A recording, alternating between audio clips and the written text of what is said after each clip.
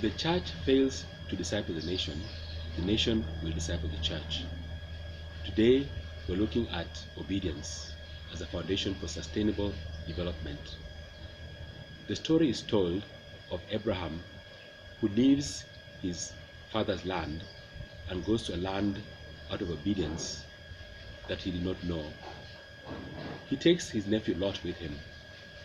As a result of his obedience to God, God multiplies his flock to where both he and Lot begin to fight over resources.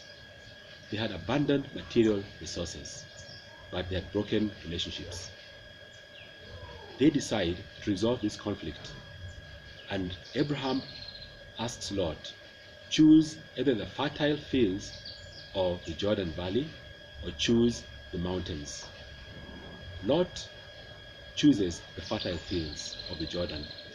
In Genesis chapter 13, verse 10 and 11, we see him settling in the valley next to the river Jordan. He draws his tents near the city of Sodom. Abraham, on the other hand, goes to the harder terrain. We all know how the story ended. Lot's situation was that he lived in a culture that was toxic to obedience to God's word. In the end, he has to flee under God's judgment.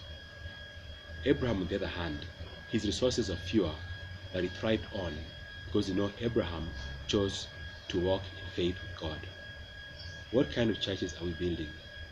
Are we building churches that are like the world, which is toxic to God's commandments?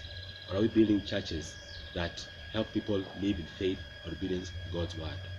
The Sustainable Development Network seeks to help churches put into practice God's commandments so that we begin to have societies and communities that thrive in obedience to God's commandments.